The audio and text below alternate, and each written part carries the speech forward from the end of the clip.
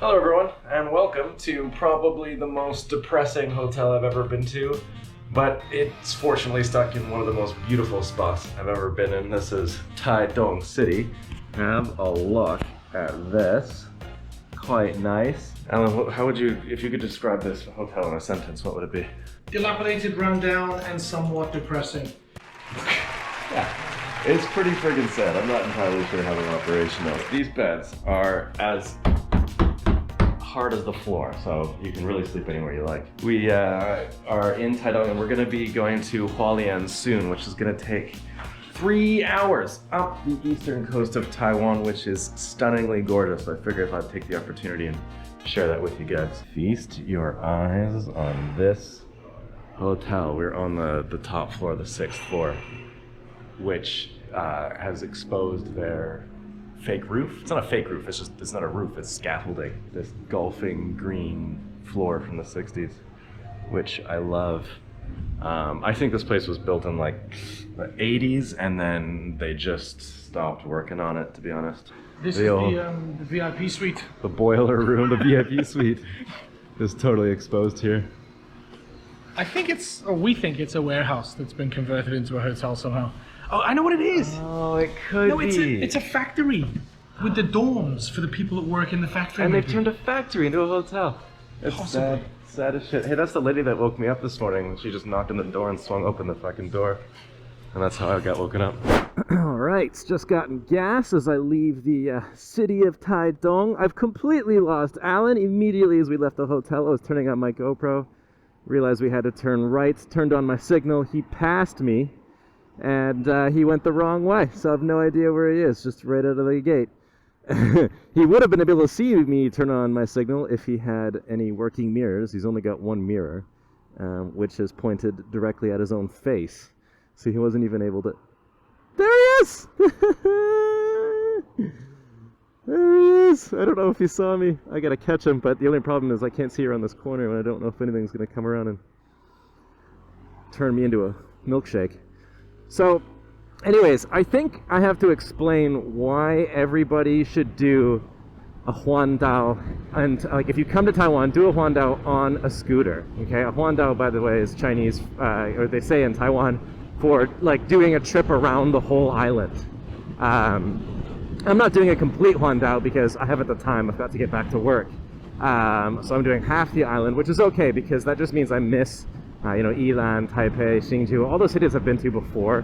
And I get to go to Taroko Gorge, which is one of, if not the most beautiful place I've ever been to in my entire life.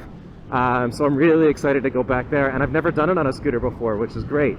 And the reason you should do it on a scooter is because it allows you to really take in the island. You know, if you drive a car, it's also fine, but you can cover a significantly more distance than on a scooter. Because you're allowed to use the highways, you're allowed to, go a lot faster, and so you miss like Tainan, you miss, like I don't know. It depends on where you're starting from, really. But on a scooter, you kind of are forced to get the amazing little parts of Taiwan, and it really lets you absorb the island. It really, I think it's certainly developed my passion for the island quite a bit more, simply because I get to see more of it. And also in a car, you're not like exposed, so to speak, like you're in a car, you're in a cocoon. I don't know, on a bike, like you're out there, like I don't really know how to explain it. And you could do it on anything, like Alan's scooter is a complete pile of heaping shit. It's, I don't know how many years old, really old.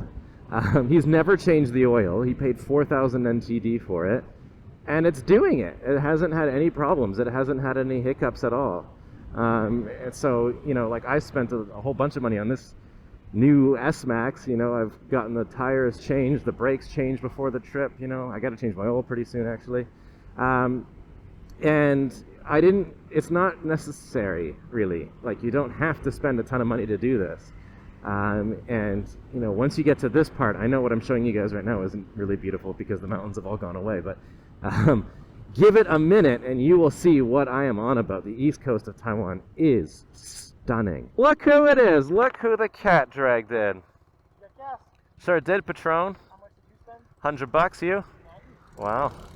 Like the farmers growing their bright green rice, and then you've got the dark green of the mountains, and then what's supposed to be a blue sky. However, we've been plagued with poor weather yesterday. Went through some awesome roads through the mountains, but it was raining, which means they're not so fun. They're actually dangerous, and you've got to be very careful. I guess some of the videos from my trip will have to be in retrospect, as I was too focused on the road and I just didn't really film enough, and that's the effect these parts have, as I was more interested in enjoying the area more than I was thinking about how to film it and present it to you guys. But this trip did remind me of video games, and I know not all of you are gamers, of course, but I still hope the analogy makes a connection with you. See, I love open world games where you can explore because it gives me a sense of adventure and something new, and only really talented developers nail this. Singing along to sea shanties with my pirate crew in Assassin's Creed, or riding along the American frontier on my horse in Red Dead, or exploring the awesome map in Breath of the Wild. It all temporarily, at least, takes you away from the mundane repetition of the daily grind. Learning about the daily struggles of the war-stricken world of The Witcher 3 felt so real, even though I knew it wasn't. Riding around in Taiwan on a scooter, meeting different people, dealing with their own unique struggles and successes in life felt exactly like that, except it is real. Learning about how the international fusion cuisine in the massive cities in the East Coast differ from the more seafood and barbecue-focused cuisine of the West Coast is so cool.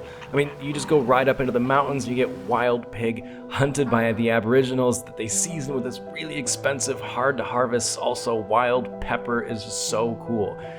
All of this surprising diversity of life on an island so small is one of the major reasons I live here.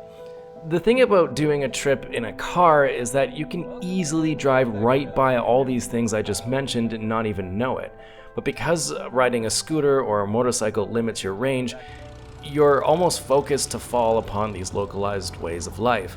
It opens up Taiwan to you in a higher resolution than what we would get in a car. The other thing this trip did for me, as a rider at least, is bring me closer to my bike.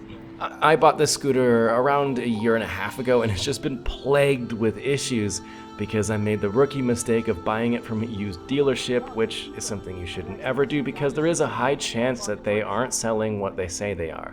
I've since fixed everything that needed fixing, and this was the first big trip I've taken on it, and it helped me write the fine print, so to speak, on all the things I like about the bike and the things I wish were better. It helped me understand the scooter's personality, which, if you are a bit of a gearhead, knows all vehicles have. All of that, everything I just mentioned, is why I think everyone should do their trip around Taiwan on a scooter. The size of the island makes the scooter the perfect vehicle to see as much as you can. Cars are able to drive longer and faster, and so you only hit the main storyline, but in the end you miss all the side quests. Hualien's going to be cool. I don't really have a plan there. I'm not too familiar with the city. I'm not really sure what to do, but that's just the exciting part of it. You know, I also think that Taiwanese people should also do Huandaos on scooters and motorcycles because it's affordable. Like, I understand that Taiwanese people are often stressed out financially because they've got to save money for their family, they've got to save money for X, Y, and Z, but I think it really helps you fall in love with your country. A lot of Taiwanese people, when I say to them how awesome Taiwan is, how beautiful it is, how amazing it is, they often kind of deflect the compliment, so to speak. Like, they just, not deflect it, but they sort of go, yeah, Taiwan's okay, but it's not Japan, it's not, there are better places, or your country's better, or whatever. And I really think that if they do a Huandao on a scooter and a motorcycle, and they get to see, oh, there's a beach over there, that's pretty cool. They just get to see how stunning this is, and they get to, meet people from different cities. Please don't go, holy shit.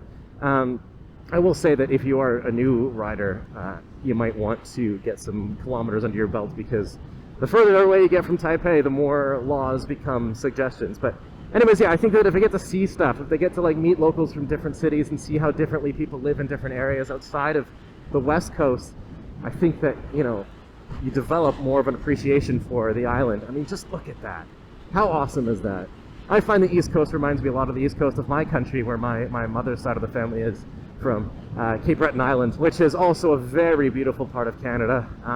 And it's also, not as mountainous as Taiwan will say, but it definitely, the landscape looks very familiar to me. I'm gonna continue rocketing my way over to Hualien. A good 3-hour ride.